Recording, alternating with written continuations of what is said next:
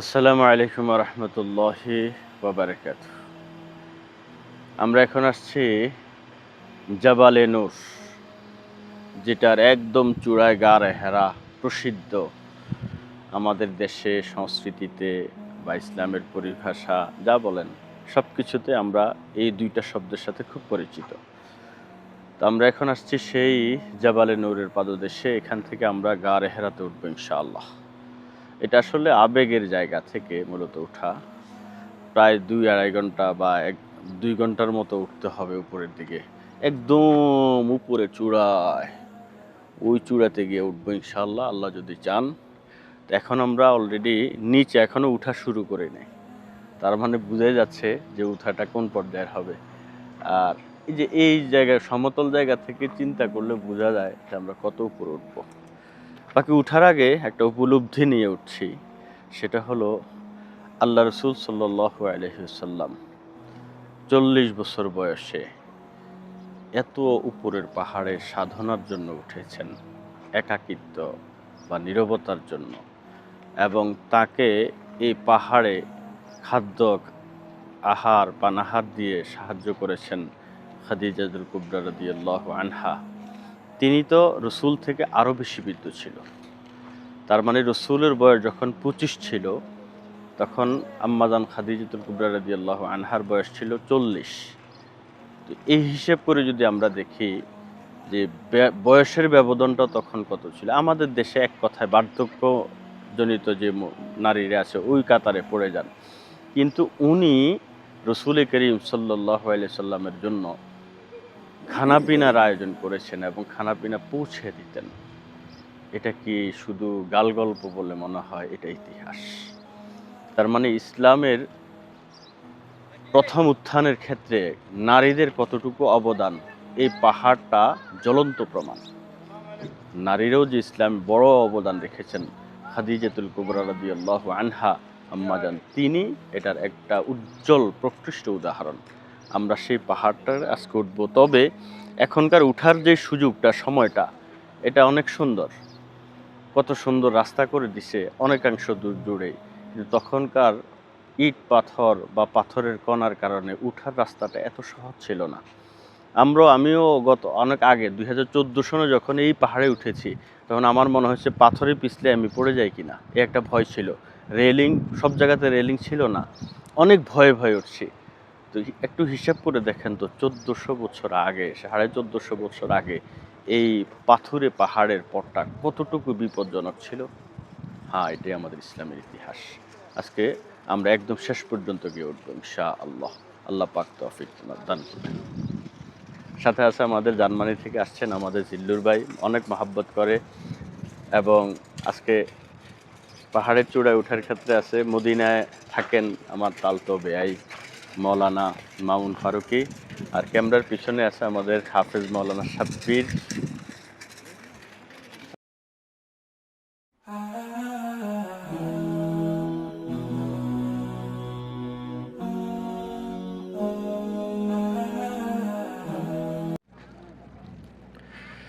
আমাদের গন্তব্য আরও অনেক দূরে।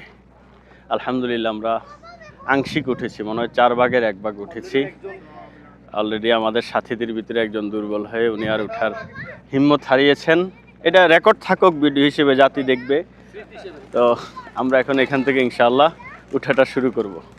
আবার একটু হালকা নাস্তা পানি নিয়েছি উঠার সময়। আমাদের জিল্লুর ভাই জার্মান প্রবাসী, উনি সহকারে আছেন।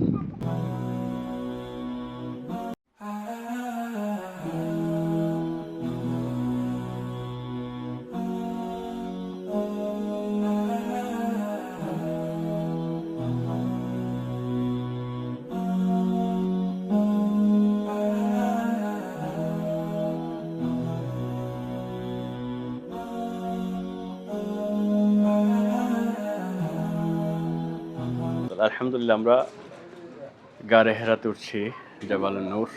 এখানে চমৎকারভাবে সরকারি পক্ষ থেকে চমৎকারভাবে খেদমতের ব্যবস্থা আছে। যারা উঠার সময় অথবা নামার সময় তৃষ্ণার্ত হয়ে যান, ঠান্ডা পানি অথবা একটু রেস্ট করা, এসির ভিতরে ঠান্ডা হওয়া, আলহামদুলিল্লাহ, এবং খেজুরের আপ্যায়ন এবং আচার ব্যবহার, মাশাআল্লাহ। অসাধারণ, চমৎকার।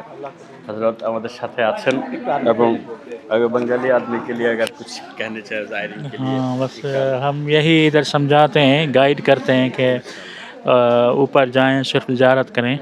और जो बाज़ लोग ऊपर जाते नवाफिल पढ़ते हैं, नबी सल्लल्लाहु अलैहि वसल्लम से साबित नहीं है, सहाबा से साबित नहीं है, ताबीन से साबित नहीं है, तबा ताबीन से साबित नहीं है। अइम्मतुल अरबा जो 4 बड़े इमाम हैं, इमाम शाफ़िई, इमाम मालिक, इमाम अहमद बिन हम्बल, इमाम अबू हनीफा रहमतुल्लाह तआला इनसे साबित नहीं है। और बाज़ लोग ऊपर जाते हैं, पत्थरों को चाटते हैं, चूमते हैं, तो इससे भी बचना चाहिए जी। और बाज़ लोग वहाँ से पत्थर लेके आते हैं, मट्टी लेके आते हैं बरकत के लिए, तो इससे भी बचना चाहिए, गुनाह के काम है। और बाज़ लोग गार हिरा में जाने के लिए धक्के देते हैं, ना दाएं देखते हैं ना बाएं देखते हैं, तो ये धक्के देना, मुसलमानों को तकलीफ़ पहुँचाना, तो मुसलमानों को तकलीफ़ पहुँचाना हराम है, तो इससे बचना चाहिए। आराम से जाएं और सिर्फ ज़ियारत करें फ़कत। जज़ाकुमुल्लाह खैर, जज़ाक माशाल्लाह। आप तो हुदूद हरम में हैं और बैतुल्लाह में हाँ हाँ हाँ, वो तो बेमिसाल है। হযরত এখানে একটা বিষয়, গুরুত্বপূর্ণ বিষয় বলেছেন, সেটা হলো আমরা উপরে উঠে অনেকে 2 রাকাত নামাজ পড়ার জন্য অনেক ব্যতিব্যস্ত হয়ে যায়। ওখানে আসলে সুন্নত দ্বারা এটা সাবিত নাই এবং ফুকায়ে আরবা যারা আছেন, 4 মাযহাবের কোনো ফকির এই ব্যাপারে বলেননি ওখানে 2 রাকাত নামাজের এই সুন্নত দ্বারা সাব্যস্ত। চমৎকার। এখানে আসলে অনেক একটা বিষয় ভালো লাগে যে বেদাত মুক্ত একটা দেশ, আলহামদুলিল্লাহ। এখানে হযরতের খেদমত করে যাচ্ছেন, দোয়া করি আমরা ওনাদের জন্য। জাযাকুমুল্লাহ খায়র, বারাকাল্লাহ ফিক।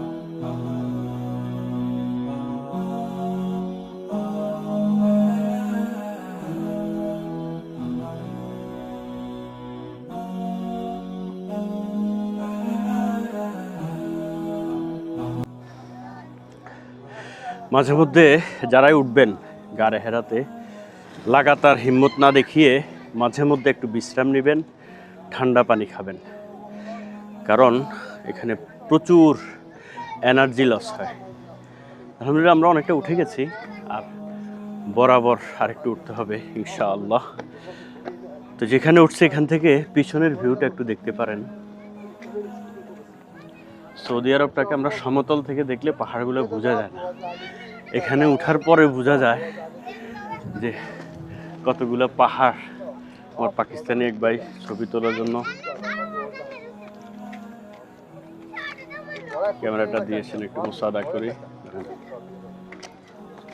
नहीं छपाना है, हाँ अंदर मोबाइल के अंदर रखने को, ठीक है।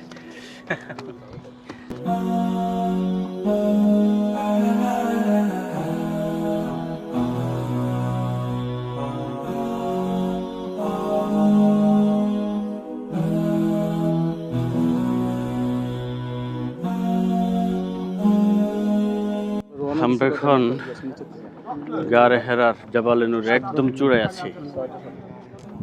এই সেই জায়গা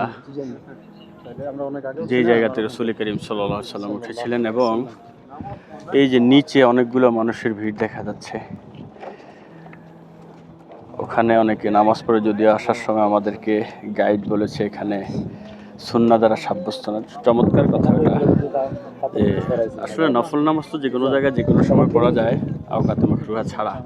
বাকি এখানে 2 রাকাত নামাজ পড়লে বিশেষ সওয়াব, এই নিয়ে করাটা এখানে সহিহ না, কারণ এটা সুন্নাহ দ্বারা সাব্যস্ত না। অনেকে পড়ছেন এটা আবেগ ভালোবাসা থেকে। এই যে নিচে ভিড়টা দেখাও, যেখানে রাসূল করিম সাল্লাল্লাহু আলাইহি ওয়াসাল্লাম বসেছিলেন এবং ধ্যান করেছিলেন। ওখানে কিছু মানুষ নামাজ পড়ছে কাবা থেকে ফিরে, এবং ওখানে 2 পাহাড়ের চিপা থেকে এই কাবা দেখা যায় সরাসরি। আলহামদুলিল্লাহ আমরা সেখানে জুড়ে উঠেছি। আল্লাহ পাক সাহায্য করেছেন। দোয়া করবেন যেন সুস্থভাবে আবার নিচে নেমে যেতে পারি।